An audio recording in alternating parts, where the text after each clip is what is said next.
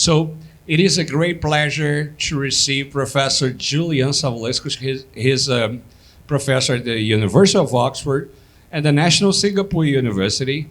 Professor Savulescu is one of the most important philosophers in the area of ethics, practical ethics, always dealing very courageously with the most controversial and important subjects, the most pressing ones. So it is a pleasure to receive Professor Julian Savulescu, and the word is all yours, Julian. Okay, thanks very much. It's a great pleasure. Sorry, we had some problems with the Zoom link. I'm just going to share my screen. Please. Actually, I just need to check I've got the right presentation up. All right, here we go. All right, thank you very much. Sorry, thanks for bearing with me. So I'm going to talk about responsibility in large language models. So just to put a plug in for a new book we have out, Ben Davies, Gabriel DeMarco and Neil Levy and I on responsibility in healthcare. So when ChatGPT hit the news, I was asked by the president of the National University of Singapore to write something on the ethics of ChatGPT. And I wrote this piece, which is behind a paywall in the Straits Times in Singapore. And it was the story of Stanislav Petrov, who some of you may know was a lieutenant colonel in the Soviet army in charge of the early warning systems for nuclear attacks. And one evening when he was on duty, the screen lit up with something like 9 missiles being sent from South Dakota. And the rule that he was meant to obey was to immediately notify his superiors, who would then launch a retaliatory strike on the US. However, he didn't do this. He didn't act. He sat there for several minutes and then realized that it wasn't a nuclear attack, that it was a false alarm. But had he followed orders and done what the system had instructed him to do, it's very likely that more than 250 people directly would have been killed by a nuclear war, and many more millions as subsequent collateral damage. And Stanislav Petrov is sometimes accredited with saving the world in the 20th century. Now, he didn't act for several reasons. First of all, there was no corroboratory ground radar evidence of a nuclear attack. Secondly, he'd always been taught that if there was a nuclear attack, it would be all out, not 9 missiles. And lastly, a new system had been implemented, which was an early version of artificial intelligence that he didn't trust. And in fact, this system had malfunctioned, and it had detected sunlight reflecting off cloud crystals high up in the stratosphere and mistaken them for nuclear missiles. And I think in this story of Stanislav Petrov, we can learn the basic lessons of responsible use of artificial intelligence in general.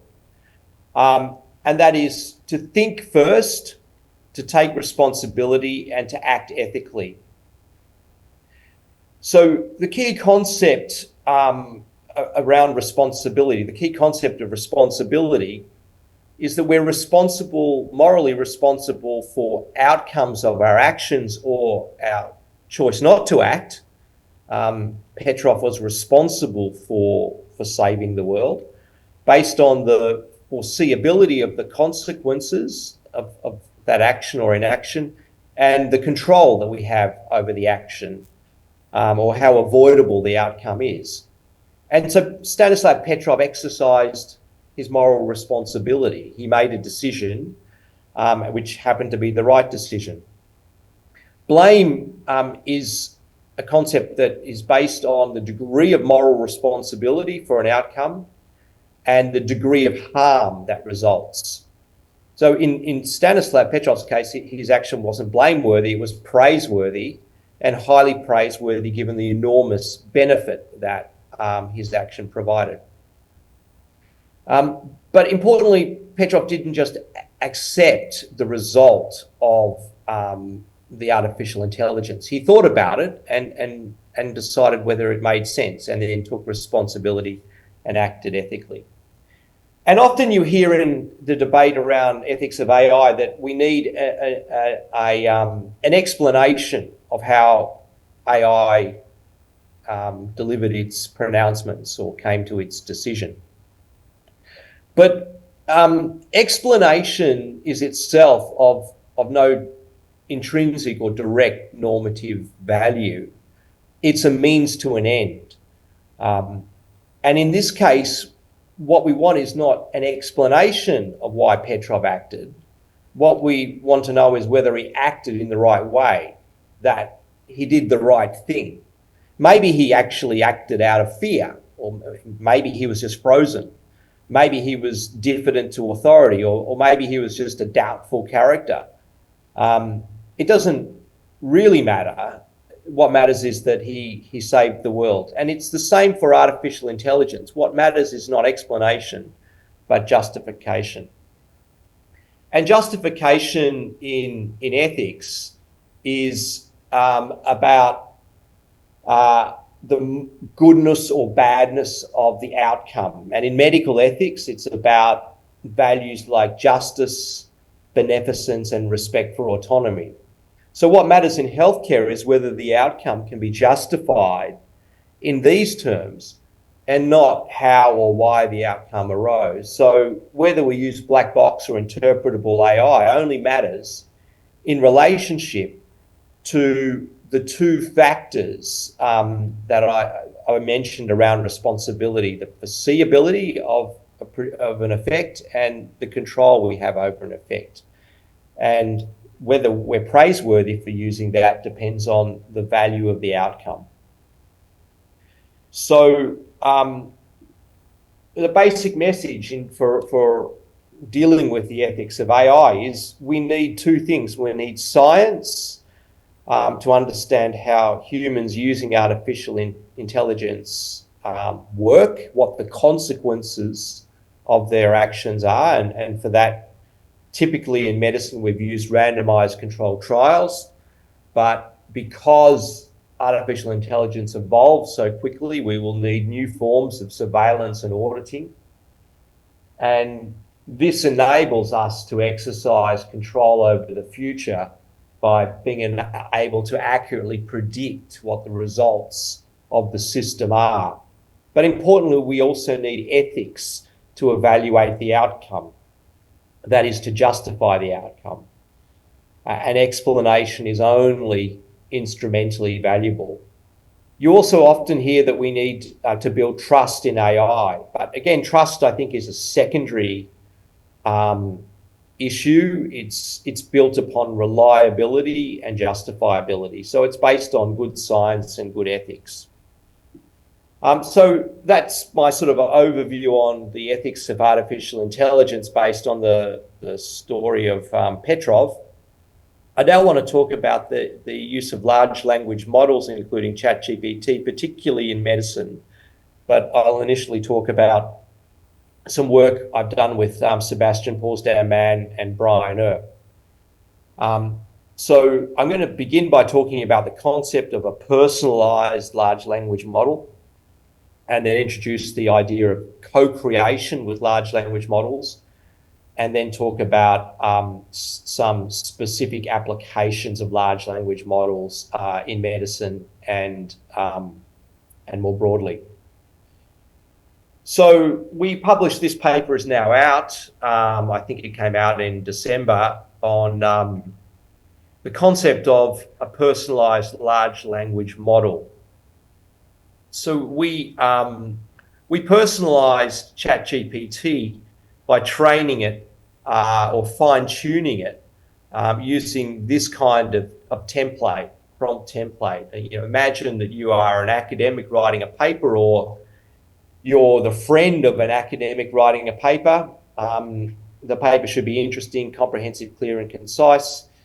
Based on the following title and abstract, write the following section. So we gave it the title and an abstract from our work, and then asked it to complete a section. And so we used 8 papers from Sebastian, 65 from Brian, and 73 from me, and we also combined these papers. So we had 4 different models that we were able to compare their performance in generating new papers. So this is an example of some of the training data that we used. We had a research assistant to plug this in. And we used this to co-create with ChatGPT several papers, and we compared the base untrained model, the one that's not fine-tuned, with the trained versions, which we called AutoGen. And you can see some of the differences here in looking at, writing a paper on the concept of co-creation, where we again introduced the title and an abstract and some section headings. And you'll see that the AutoGen model is much richer and much closer to what we would have written than just ordinary ChatGPT. This was ChatGPT 3.5. There are other models now. For example, Claude, I believe, is very good, and using a combination of ChatGPT 4 and Claude, I understand, gives even better results. And we use this to draft, an example of a paper on love drugs, which is a topic I've written on with Brian, and compared it to the base model. And we, in many cases, in all cases, they were superior. But in the case of the love drugs example, the AutoGen model was actually able to generate a new connection of ideas that we hadn't considered. So I think when people say these kinds of large language models can't generate original material, I think that's not correct. We used it to draft a complete paper. So I'd had for several years been thinking about this issue of moral bioenhancement. So some of you will be familiar with this idea that I introduced in 2008, that in order to deal with the existential risks of accelerating technology and globalization and human moral limitation, we may need to improve people morally, not just through education, but through bioenhancement. And one of the objections I've had to this idea is that moral bioenhancement would only be effective if it were employed compulsorily, if it was made mandatory for everyone, because otherwise those who don't need it would choose it, and those who really need it would choose to avoid it. And so I had this idea that mandatory moral bioenhancement could be justified by looking at an analogy with vaccination. And when vaccination is mandatory justified, mandatory vaccination is justified in the public good.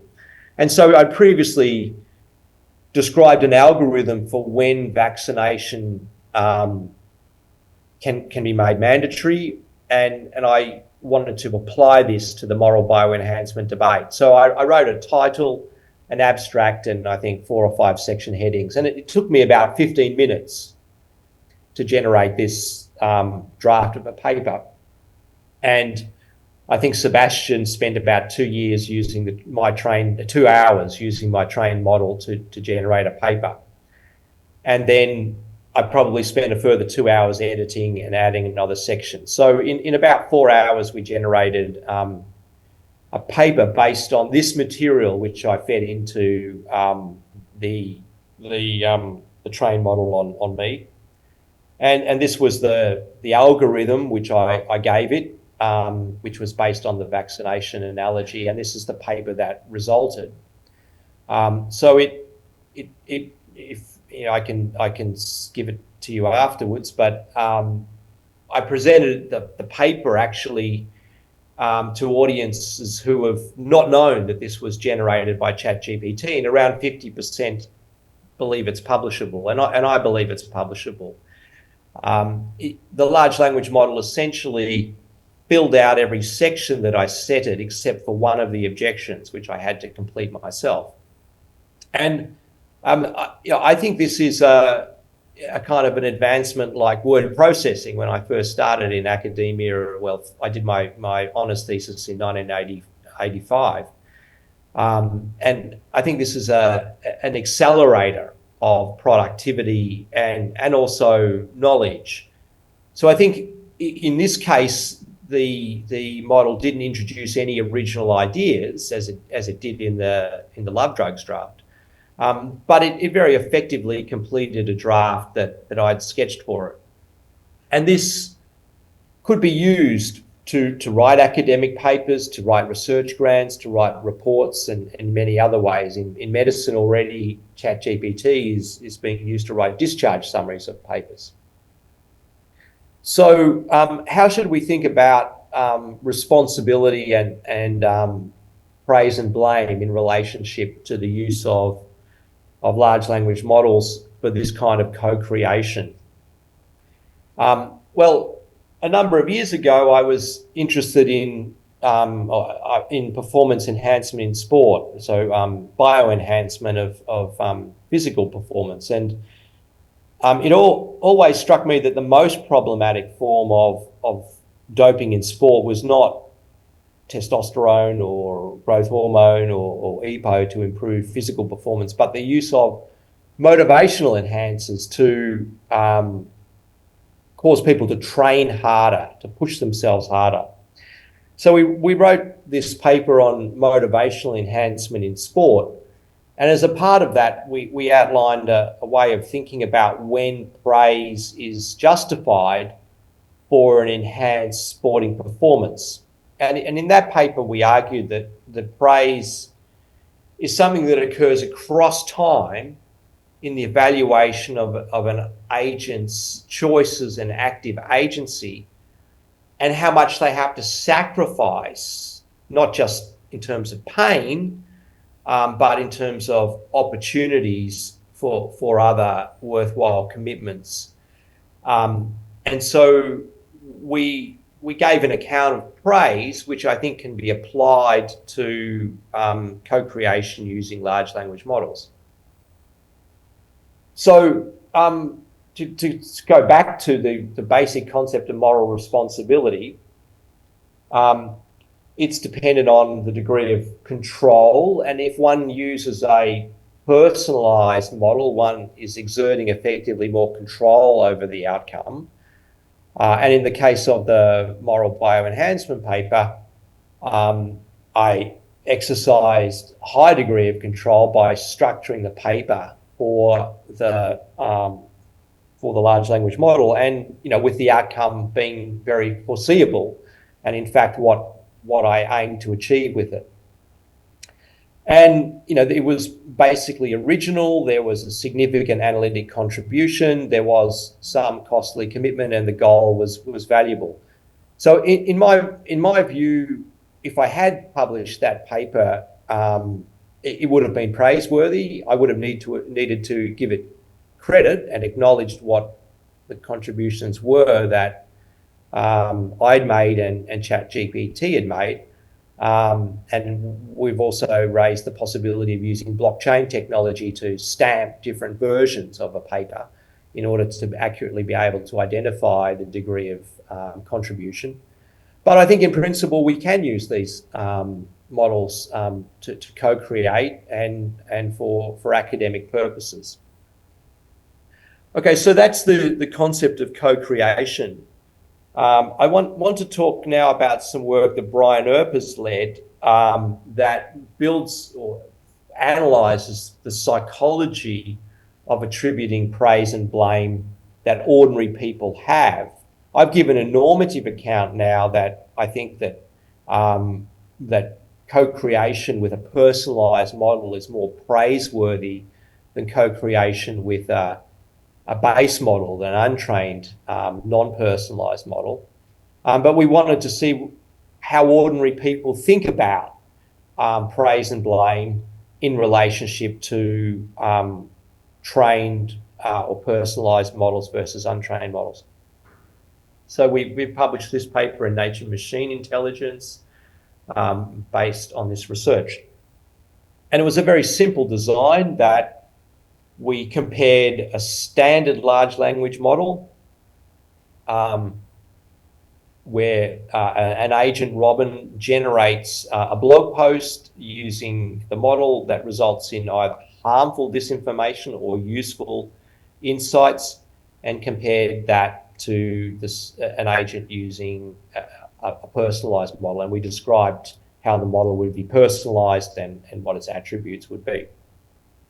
Here are the results. For both the personalised and the standard model, there was this asymmetry that ordinary people hold between praise and blame.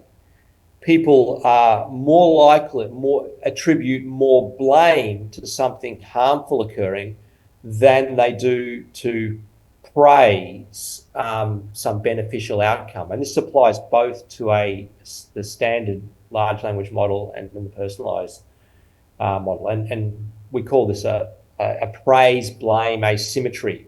You should think, that they should be equivalent. Like if there is a similar degree of foreseeability and a similar degree of control and a similar degree of benefit or harm, then the praise and blame should be equivalent. But that's not how people view it.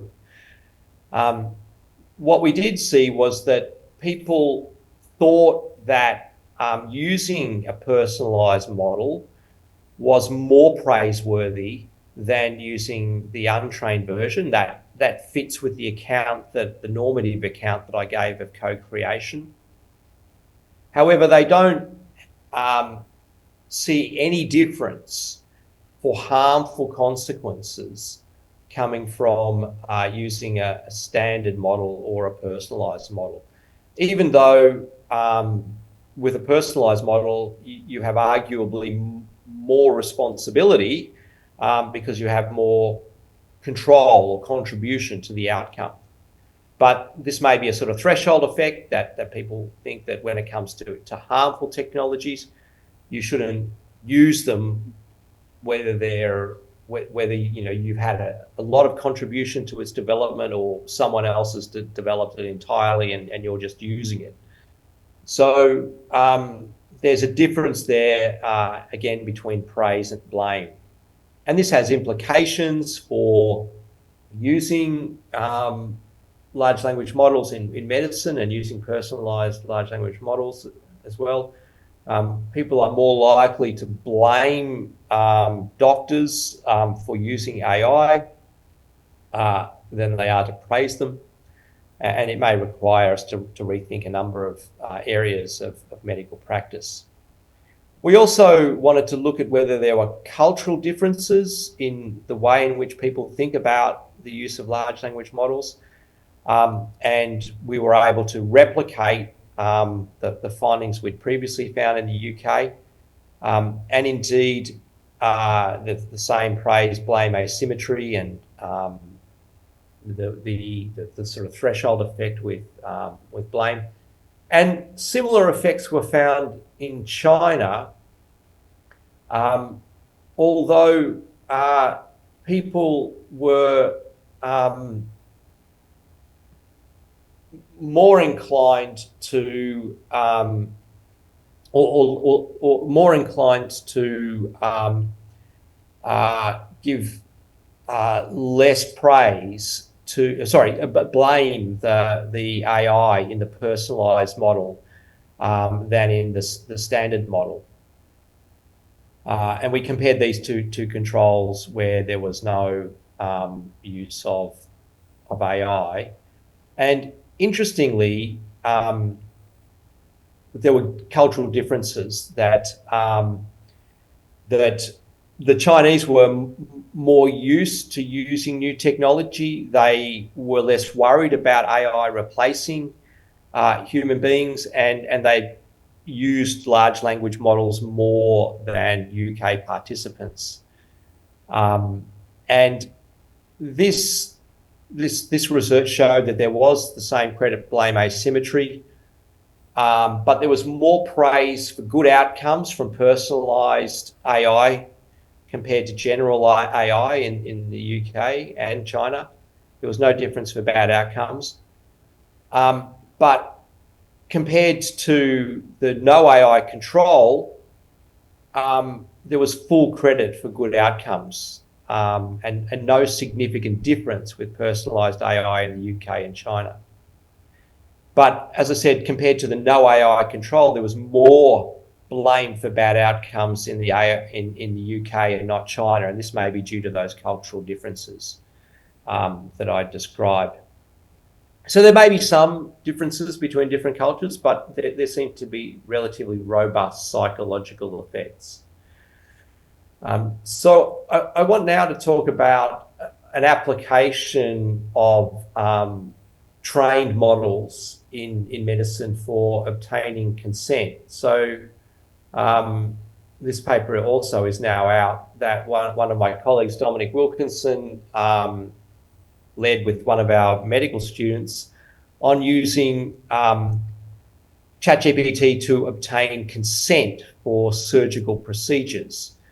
So this paper looked at just using an untrained version and found that it was very effective at discussing, say, a kind of breast removal for cancer procedure with a patient, compared to ordinary interactions with junior doctors. And often junior doctors are rushed and lack specialised models, and they proposed using ChatGPT to replace junior doctors in discussing medical procedures with patients. Now, they didn't train the model, but in Singapore, my colleagues are actually training ChatGPT on particular procedures, and then we plan to evaluate its performance compared to the untrained version and compared to human doctors, junior and senior, in the quality of the information and the quality of the interaction. But it may be that this is a more effective way to discuss sensitive issues, and in other studies, people have found large language models to be empathetic, and in some cases more empathetic than human beings. So the consent GPT, the sort of trained version of GPT, could also be trained on medical records and past decisions, and it offers, I think, an exciting prospect for better consent to medical procedures. A further development of this is I mentioned, training the large language model on the patient's record, is to create an ethical avatar of an individual. That is a version of ChatGPT like the version that was trained on my academic papers, but in this case is trained on the patient's record or blog posts or writings, or specific answers to questions, questionnaires. And we've also we proposed using this ethical avatar as a way of making decisions for people when they became unable to decide for themselves around medical procedures. So, for example, imagine a person has a severe stroke or is involved in a car accident. They're not able to decide about whether life-prolonging medical treatment should be continued, and there's a very high chance they'll be left with very significant disability if they survive. At the moment, their relatives are asked what they think the patient would choose, but relatives are only about 50% accurate at predicting what patients will want. So a number of years ago, David Wendler and Annette Ridd proposed that a way of addressing this problem of surrogate decision-making was to do surveys of large numbers of people around their attitudes to different medical scenarios, and then using that data to predict what patients would want based on their demographics. For example, whether they were male or female, their age, their socioeconomic status, their level of disability, and so on. And this was criticised in the literature for not giving sufficient weight to individual patient autonomy. So we proposed a different version of this, which we called the P4, the Personalised Patient Preference Predictor, which is depicted on the right. And this would use the patient's own material, their medical record, their blogs, their academic papers, their own answers to questions, to create a trained version of a large language model that could be employed or interrogated about the person's preferences should they be unable to express them themselves.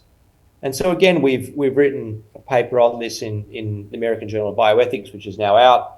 And our next plan is to raise funding to actually train a version of ChatGPT-4 and use it to make predictions around people's preferences for medical treatment and compare them to the person's own preferences.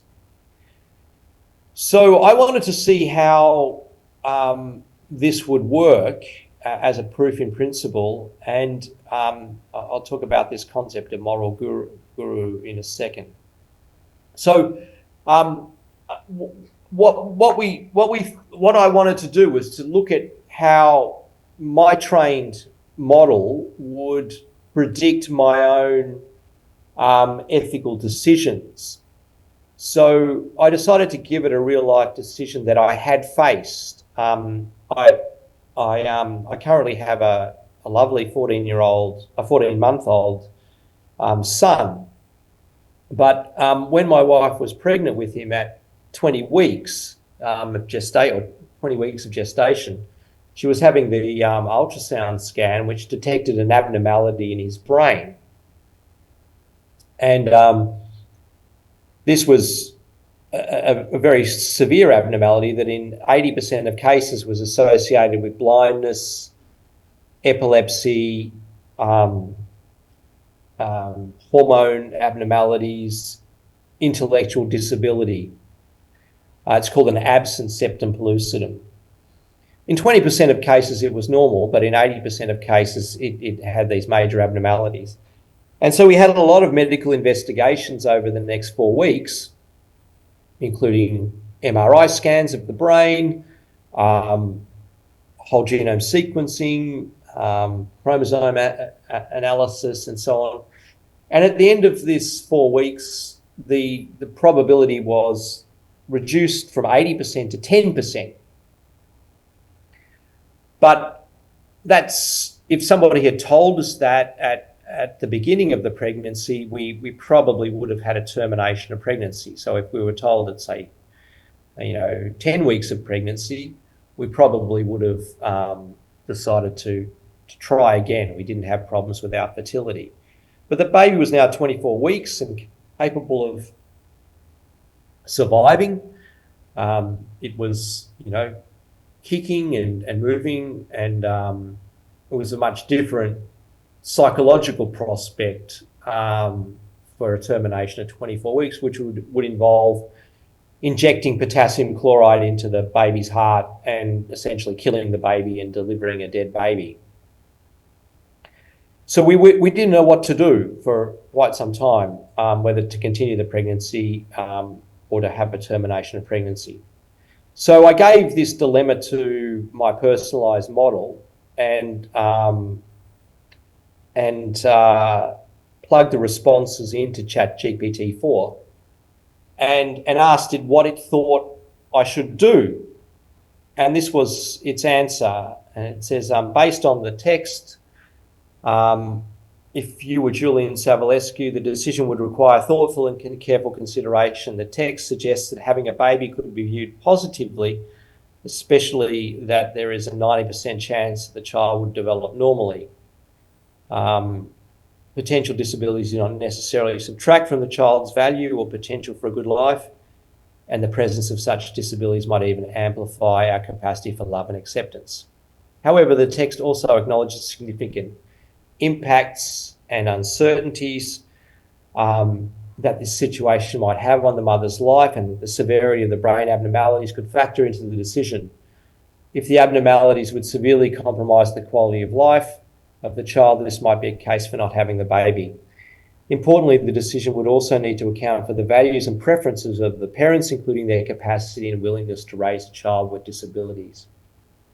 The text suggests that parents' happiness and satisfaction can be just as legitimate considerations as the potential qualities and capabilities of the child. In conclusion, whether to have the baby or not would likely be dependent on the specific nature and severity of the brain abnormalities, the personal values and circumstances of parents, and the preparedness to care for a child with potential disabilities. So I think that's a very good analysis. Actually, it was, as good as, anyone professionally that I had discussed this with. So, I was impressed with this. And remember, this is just a sort of, a kind of a first draft, essentially, of a personalised model.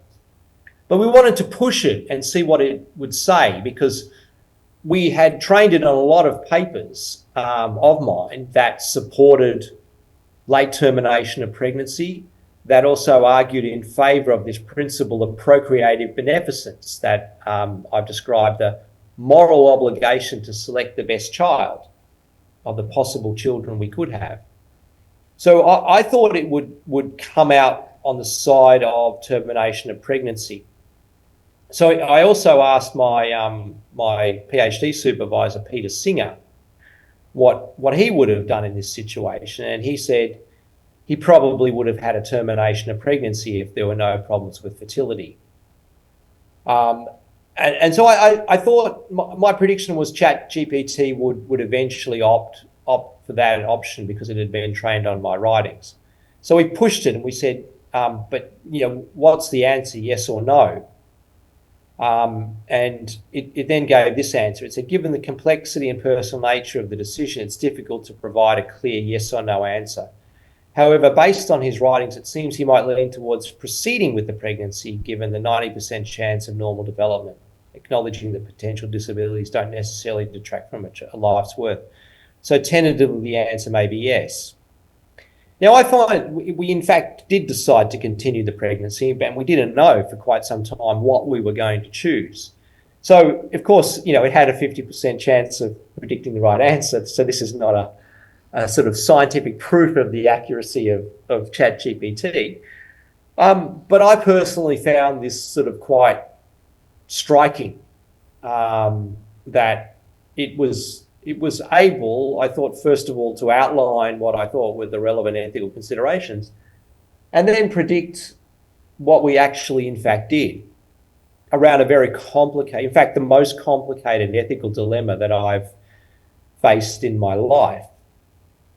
So I think there's an enormous potential for this technology to predict our preferences when we're incompetent, but also to be able to engage in a dialogue, as I did here, about what I should do. Because the personalised model is a kind of an enhanced version of me. It's able to access all of the knowledge and experience of the world through humanity and blend that with my own way of viewing and interacting with the world. So it's a kind of moral guru.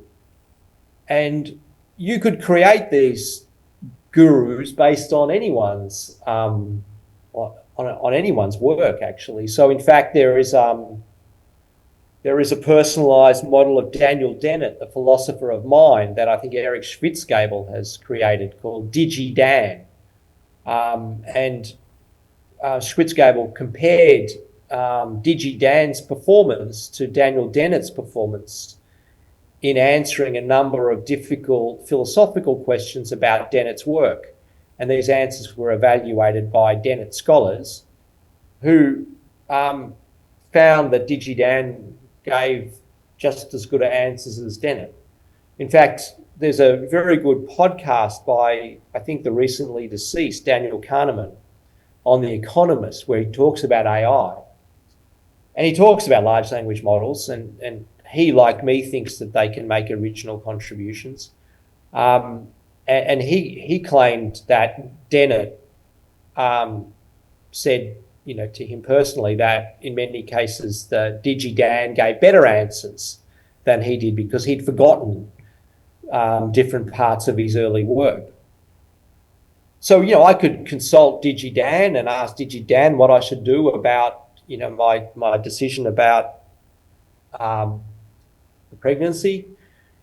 We could train a large language model on Peter Singer's corpus of work, and you could essentially, talk to a version of Peter Singer, or you could even train it on Jesus or the Bible, and have a chance to interact with a digital version of Jesus, or the Pope, or Donald Trump, or anyone. So I think this is a kind of very exciting prospect for progression of normative dialogue. We will be able to essentially meet versions of people and engage with them in a way that we can't do today. So indeed, we could create the kind of doctor that we want. So with Hazem Zoni and Dominic Wilkinson, we're working on the use of large language models to mimic different clinician styles. So Zeke Emanuel has described 4 models of the doctor-patient relationship. I've described slightly different ones. It doesn't matter for the purposes of this talk. We can use Zeke's influential taxonomy, the paternalistic model where the doctor decides what's best for the patient, the informative model where the doctor just gives information and the patient just decides, the interpretive model where the doctor helps to clarify the patient's values, and the deliberative model, which is the one that I've supported and called a liberal rationalist model, where the doctor engages in dialogue and may actively persuade the patient towards suitable options. So I've argued that doctors should engage in normative dialogue about what patients should do. So, for example, in the pregnancy case, doctors should actually not just give information, but try to engage in a moral dialogue about what the best choice is for us. So, these models all have risks, and we proposed that we could let patients decide which model they would like, and we aim to use GPT-4 to create a version of each of these models. So this is an example of coding for the informative model, which gives ChatGPT specific direction on different aspects of the interaction, and the deliberative model will have different coding. And we gave it a difficult case, again, a case from one of my earlier papers on the doctor-patient relationship, where a woman has a genetic mutation for breast cancer, and the doctor recommends double mastectomy. but the woman is concerned about her husband being sexually unattracted to her and wants to opt for more conservative surgery. So we compare the different models in how the doctor would approach the patient who was reluctant to have a double mastectomy. And each of these offers the patient a different opportunity. So what does this, the latter part of this talk have to do with responsibility? Well, one definition of responsibility is role responsibility. Who should obtain consent? Who should make decisions when a patient is incompetent? And I believe there is a role responsibility for artificial intelligence, such as large language models. I think in some circumstances, artificial intelligence or large language models could be obtaining consent, or at least providing information to patients and engaging them in dialogue, and could be providing information about the patient's preferences and what respect for their autonomy would involve.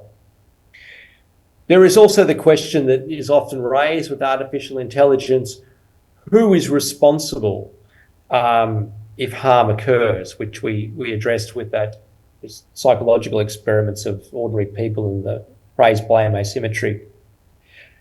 And I don't have time to pursue this idea at present, but there are a number of possibilities. And I think artificial intelligence is a sort of fracture in human trajectory where we will have to invent new rules and create new norms. We could create a no-fault compensation approach that New Zealand has employed with medical misadventure or harm during medical procedures. And in such complex systems such as the use of artificial intelligence, it may be that trying to apportion blame amongst developers, proprietors, ethics committees, individual doctors is too difficult, and that we may just need to create a no-fault compensation scheme for patients who have been harmed with independent quality control mechanisms and attention to controlled trials and surveillance and audit. Or it could be we just say, doctors, you are going to be responsible, so the buck stops with you, and you need to assure yourself that the results are predictable and beneficial. So I think that who we hold responsible for harm is still to be determined. But I think that artificial intelligence and large language models actually offer the opportunity for us to exert greater control over our lives, including our moral lives, by enabling us to have a much broader dialogue, and in that way enhance our ability to take responsibility for our own lives. So let me stop there and take some questions. I'm sorry about the hiccups at the beginning in terms of the new computer. That's great. But, I think that's my hour. Well, many thanks for a super clear, thought-provoking presentation. Questions, please. Eddie? Yes. Of course. Thank you. That was really fascinating. It's Eddie Namias here, and I have a practical question and then two questions about the potential negative ethical outcomes of using LLMs in the way that you're suggesting. The practical question is, is there a quick answer to how one creates a personalized LLM? Do Claude and Chat GPT allow you to do that, or do you have to upgrade to the highest level? So if you have any info on that, let us know. But because I'd like to do that, I'd like to play around with. Well, if you send me an email, I can put you in contact with Sebastian, who's really, I mean, I'm still kind of learning how to get answers out of my own personalized model. Okay. So I'm a sort of, but I think, the material I described there was based on 3.5. And I think with Claude, I think it's a lot easier. It just takes the time consuming bit is the training. Right. So we paid a research assistant to feed those 73 papers of mine in, and that does take time. So it's not that you can just create at the moment. You can just create one, but I think the technology will evolve, and I think personally, I think that these autogen personalized models are the future. Right. So that way of doing it raises one of the two problems I want you to consider explaining to us. One is you and Peter Singer and Dan Dennett and lots of other people have created tons of original ideas and texts to feed into the Chat GPT. But if we start relying on these models over time, we're presumably going to have fewer and fewer people who are actually creating original human ideas. And the worry is that we'll become lazy and have less people who are actually coming up with the ideas that we are now using to feed into the LLMs. So that's one problem I want to hear what you have to say about. And the other is related, which is I just got, my wife and I finally bought a nicer car after always buying old cars. So we bought not a self-driving car, but one that has the autopilot when you're on cruise control. And it's amazing. And I can basically stop paying attention while I'm on the highway and let it drive.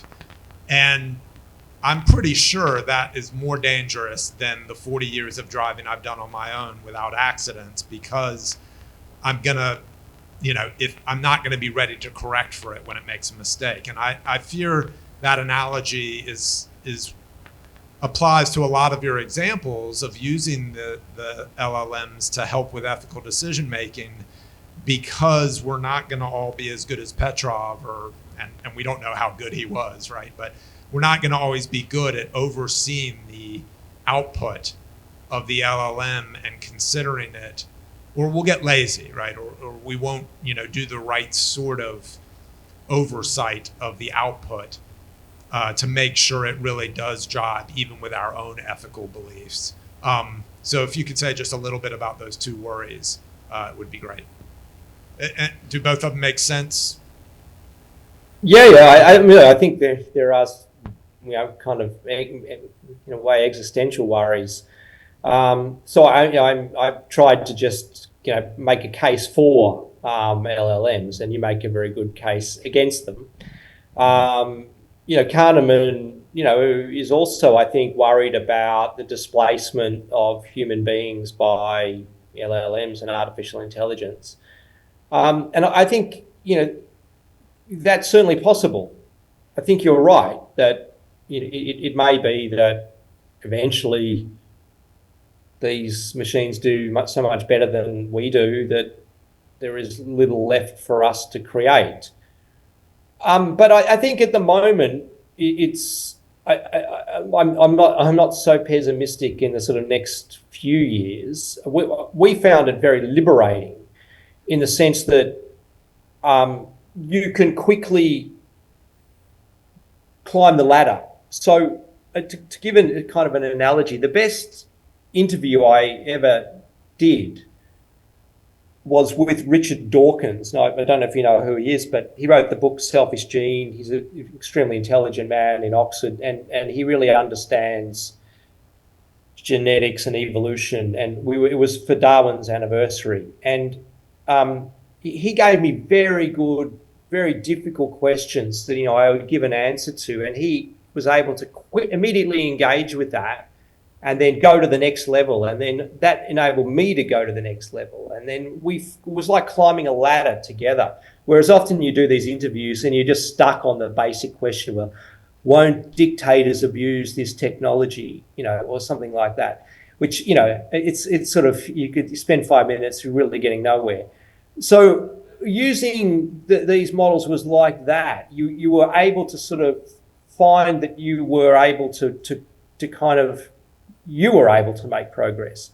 And so another example is Derek Parfit, my postdoc supervisor, was a brilliant moral philosopher. And he just used to throw away ideas all the time, original ideas, because he didn't need to sort of possess them because he had so many, and it was great. And if ChatGPT is like that, I think we'll make progress quicker. And maybe that's the more important thing. Maybe creativity isn't as important as progress. But as I said, I haven't found it alienating so far, but I can see that it could get to such a degree that it does so much better than I could at writing a paper. So I think then we have to decide what is the place of this technology in our lives, and it's going to be difficult to resist.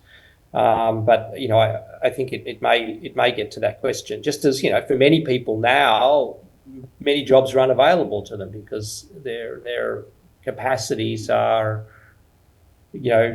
not suited to the advancement of the technology. The second question about your car. Look, I think the critical thing in this area is education of children. Is for them to learn how to interrogate, how to take an analytic approach, like Petrov did, to the technology that they use. Now, you obviously can't sit there every time your calculator delivers an answer going, is that answer right? I mean, your calculator is reliable. And likewise, we have the same sort of problem now. When the internet spews something out for me, I need to kind of find a way of evaluating. I need to ask, is that, how credible is that answer? How do I need to go? Do I need to do more research? And large language models are just a version of the internet to the power of 5. And I think that the real challenge is going to be to the stance that we take. We may become slaves. That we have in this paper the distinction between the slave model and the co-creator model. And I think the challenge is, which we didn't deal with well, in my view, in terms of social media and the kind of some of the applications of the sort of digital revolution. I don't think we've done so well so far, and I think we're going to have to do better if the car isn't going to go out of control. But I take both of those concerns very seriously, but I don't think it's it's not as if we're going to put the genie back in the bottle. I think we're just going to have to find a way of addressing them. Hi, Peter C. here. So throughout human history, people have tried to outsource their decision-making, moral decision-making as well. Closer? They've tried to outsource their moral decision-making to various forms of oracles, whether horoscopes, I Ching, reading cracks in turtle bones in ancient China, the oracles of Delphi, for example. And one issue that arises is, how does a person know which form of oracle to approach? So if I go to a language model of Gandhi, I'll get one form of morality. If I go to Islam, I'll get another, right? Now, there has to then be a kind of meta-morality to ask whose advice I should seek. So one worry I have is that if we rely too much on these oracles, basically, we won't develop an inner model based upon our own suffering and struggling with moral questions and our own mistakes. Okay, that's one point. Another point is that, as far as I understand it, most of these large language models look at a corpus or corpi of existing words, and they therefore learn the statistics of what already exists, and then they mimic those statistics. So you're essentially reproducing what has existed in the past, and it could very well be garbage in, garbage out. But what's lacking there is something like a true creativity that creates something new Um, so human creativity is not simply a replication of what existed in the past, but the creation of something new by maybe combining in new ways old things, but it is not simply replicating the statistics of what exists in the past. And then finally, in terms of this car issue, it doesn't seem to me that Tesla's self-driving car program is doing what humans do when they drive. What humans do when they drive is they have a mental model of how the world works. And in that mental model, they're not simply modeling what is visible, like the Tesla program probably is. We're also representing what's invisible. So for example, if I see a car ahead of me swerve, I might wonder why that is. And then I'll notice, oh, there's a deer over there. And then I'll say, because that guy has a mental model of the mind of the deer. He's worried it might jump out. And knowing that about him, I am able to make sense of the whole situation. So I'm representing things that are invisible, like his mind and his representation of the mind of the deer, whereas something like Tesla is only processing what is visible. So we humans are doing something quite different. We have mental models of not only what is visible, but the meanings of things. And for example, if a ball rolls by, I'll slow down because I worry there's an invisible kid behind it. Will Tesla do that? I don't know, but that's the kind of mistake that I worry that Eddie, when he's falling asleep in his car, is going to run over a kid, because the ball will have gone by and Tesla will say, well, there's nothing there, and then bam. All right, I'll shut up. Well, thank you for, again, great questions. I'll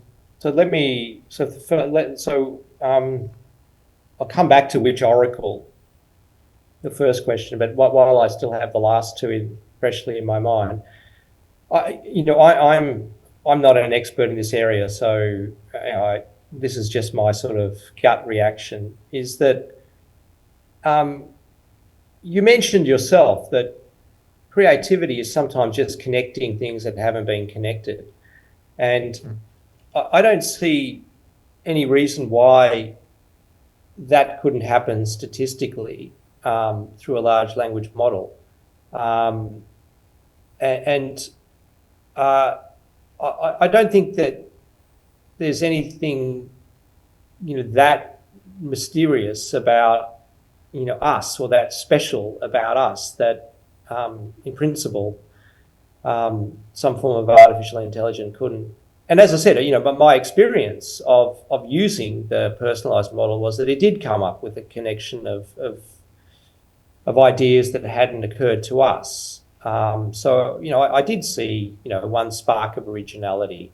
So although they are just statistical inferences, based on words, those words come from human beings, I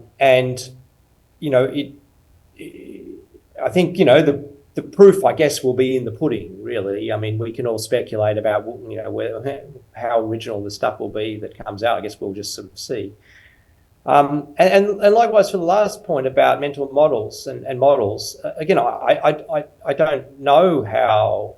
I actually did a consultancy for Mercedes-Benz for their, models, but they're concerned about bias and whether there'll be differences in the way in which their driverless cars behave towards different individuals, and what's tolerable or not. So we didn't get into the sort of the sophistication of your question, but I don't know whether they will be able to draw inferences about balls going across the road. I would imagine that's possible, but again, that's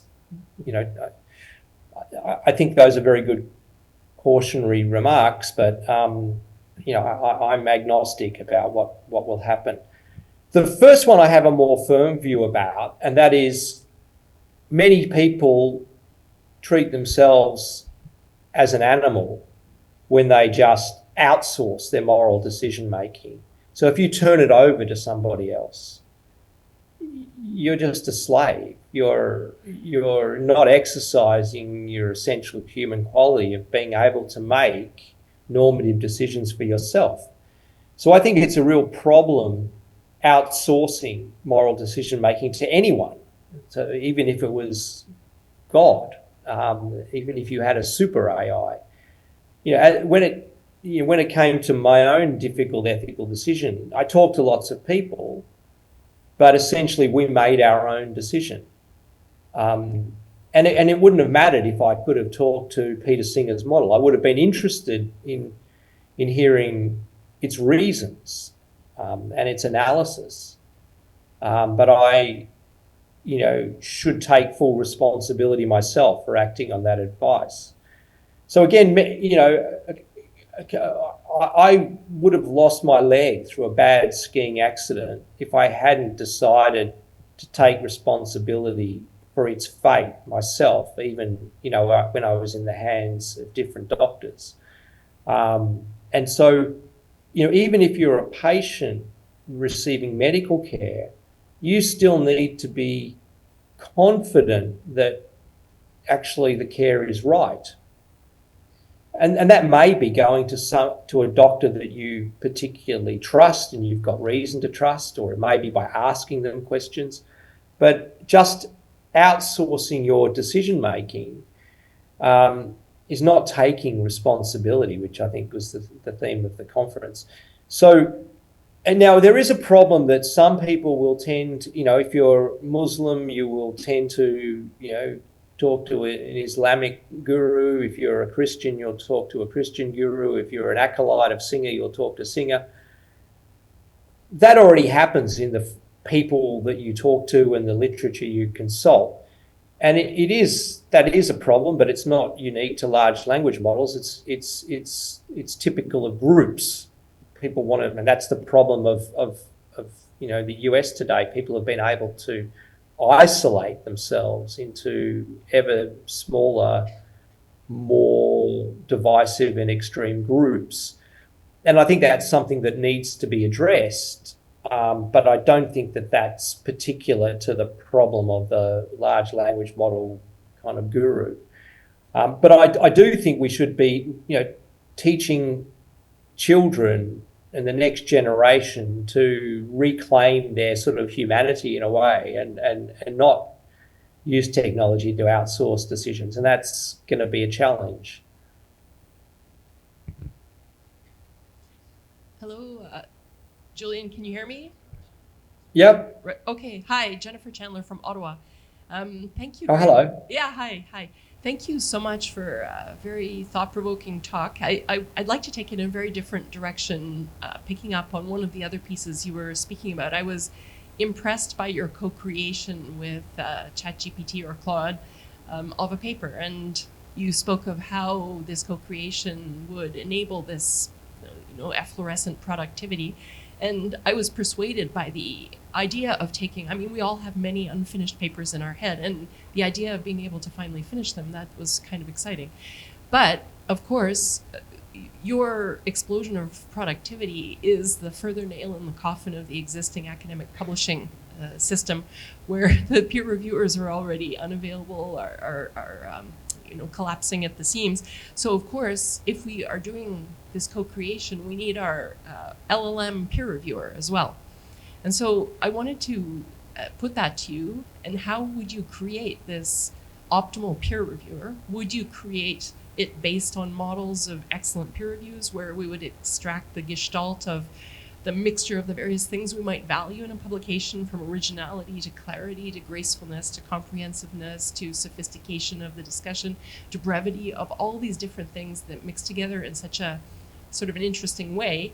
And it struck me as there's a trade-off to be had here between developing a model that we think is going to sort of be a unitary model that will reach one gestalt, versus the foibles of all the thousands of individual peer reviewers that are almost like mutation in a biological system. They allow for errors that are productive.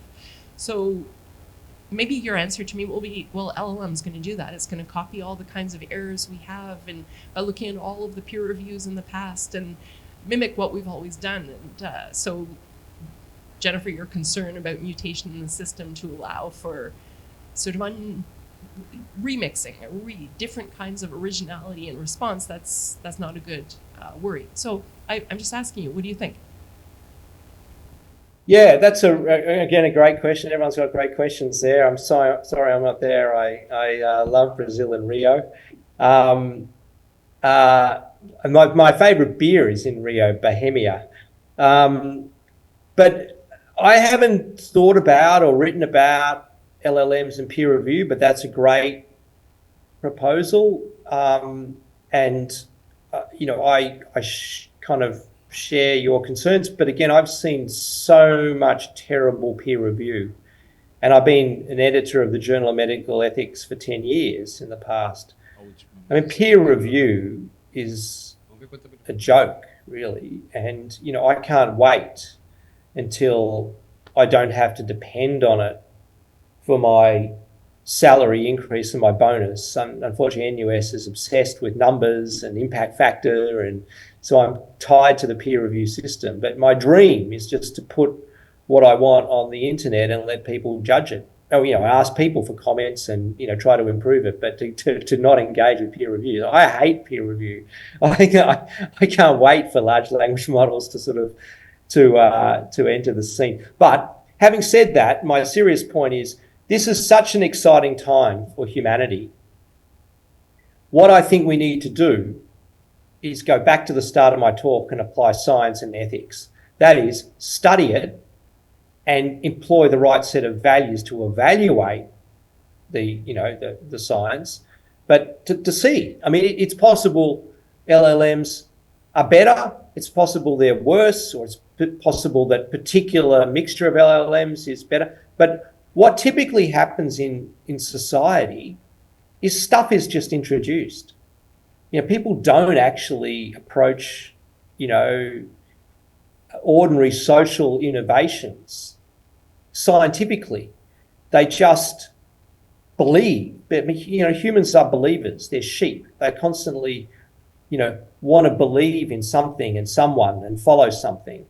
And I think we need to again, just to be very, very kind of critical and study it and apply our values and ethics to it and then deploy it. So we didn't do that with the internet, and Google and companies have captured our attention and have used it to make money and enslave people, disempower them.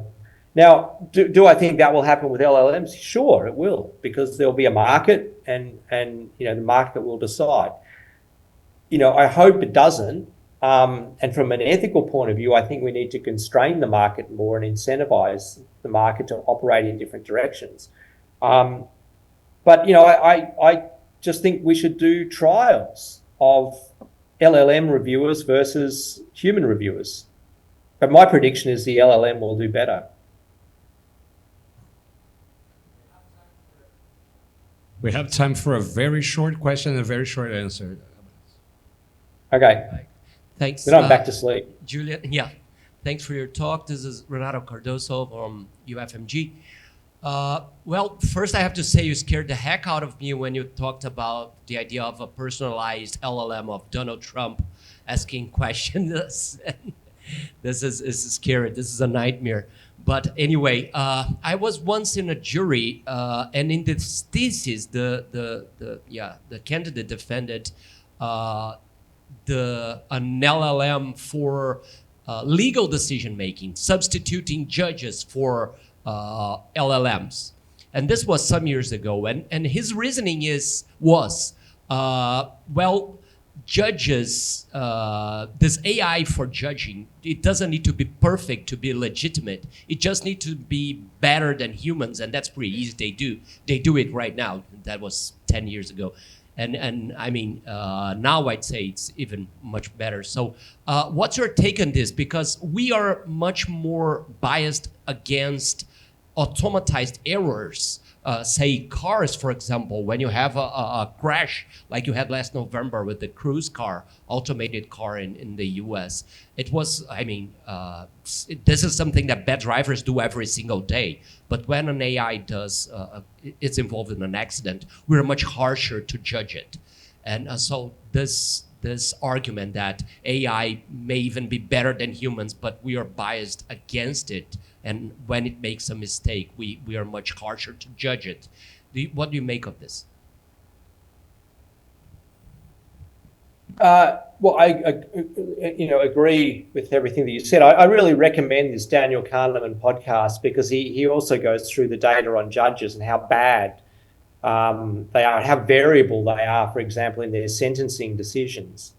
And you raise the prospect of AI,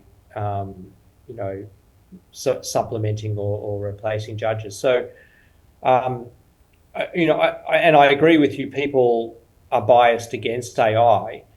So I was in Brasilia at the World Congress of Bioethics in the early 2000s, and there I talked about utilitarianism and consequentialism. So I'm not a utilitarian.